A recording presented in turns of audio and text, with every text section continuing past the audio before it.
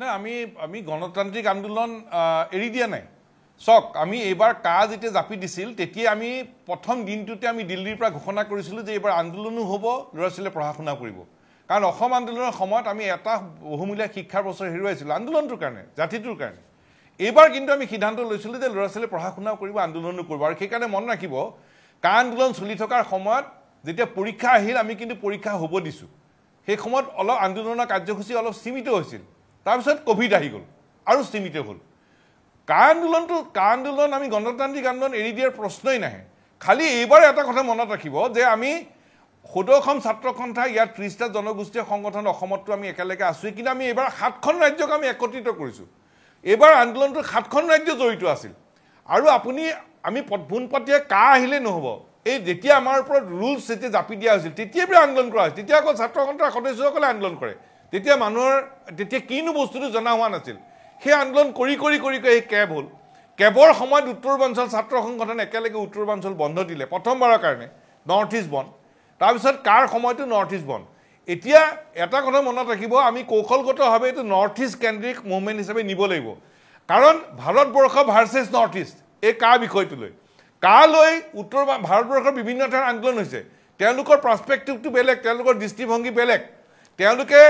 আমি কৈ আছো আমাৰ হিন্দু মুছলমান কোনো অবৈধ বাংলাদেশীক আমি ৭১ পিছত নলওঁ ভাৰতবৰ্ষৰ বিভিন্ন ঠাইত যদি মুছলমান বাংলাদেশীক লয় তেওঁলোকে কিন্তু গ্ৰহণ কৰিব আমি কিন্তু নকৰোঁ সেইটো আমাৰ দৃষ্টিভংগী বেলেগ ভাৰতবৰ্ষৰ বিভিন্ন ঠাইত হিংসাত্মক আন্দোলন হৈছে আমি কিন্তু অসম আৰু উত্তৰ পূৰ্বাঞ্চলত আছু ৩০ সংগঠনৰ নেচয়ে কিন্তু আমি হিংসাত্মক আন্দোলন কৰা নাই তাত কোনোবাই টিটকাৰি মাৰিছে টিটকাৰি মাৰিলেও আমাৰ নিজৰ পৰা আমি অবিচল হৈ আছো কাৰণ অসম আন্দোলন কৰা আমাৰ অভিজ্ঞতা আছে হিংসাত্মক আন্দোলন কি হ'লে আন্দোলনটো কেনেকৈ খেলিমেলি কৰিব পাৰে চৰকাৰে এই কথা আমাৰ অভিজ্ঞতা আছে আমি অহিংস আন্দোলন কৰিছো আৰু অহিংস আন্দোলনটো এতিয়াও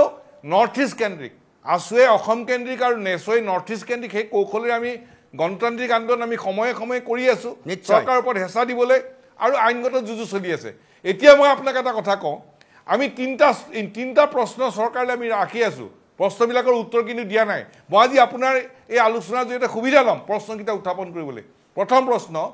ইনাৰ লাইন পাৰ্মিট থকা ৰাজ্যবিলাকৰ কাৰণে যদি কা বেয়া ইনাৰ লাইন পাৰ্মিট নথকা অসম আৰু বাকীবিলাক ৰাজ্য উত্তৰ পূৰ্বাঞ্চলৰ বাকীবোৰ অঞ্চলৰ কাৰণে কা কেনেকৈ ভাল হ'ল ২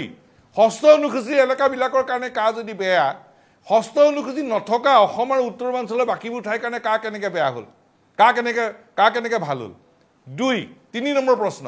বিটিআৰৰ ৫খন কোকৰাঝাৰ জিলাৰ কাৰণে কা বেয়া বঙাইগাঁৱৰ কাৰণে ভাল আপুনি তামুলপুৰৰ কাৰণে কা বেয়া নলবাৰীৰ কাৰণে ভাল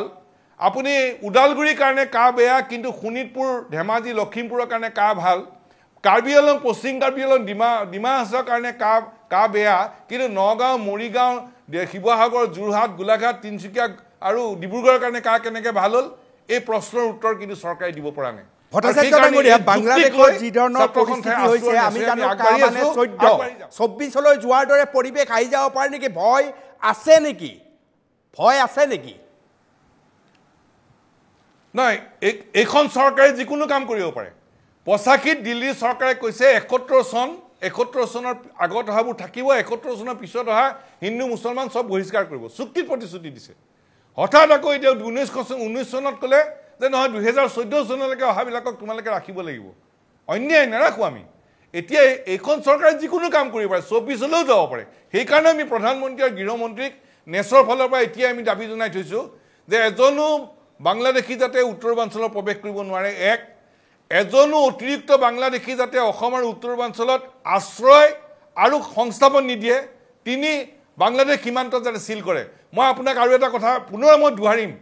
যে অসমত জনবিন্যাস পৰিৱৰ্তন হৈছে অসমত মৌলবাদী শক্তিৰ বিৰুদ্ধে চৰকাৰে কি অপাৰেশ্যন নচলায় অপাৰেশ্যন চলাওক ভাষাৰ জাতীয়তা ভাষিক জাতীয়তাবাদৰ যিটো সংকট বাংলাদেশ সৃষ্টি হৈছে অকল ভাষাৰ কাৰণে আৰু এই ভাষিক জাতীয়তাবাদক লৈ অসমলৈ যিটো ভাবুকি আহিবলৈ গৈ আছে সেইটোৰ পৰা আমি সতৰ্ক হৈ আমি আগবাঢ়িব লাগিব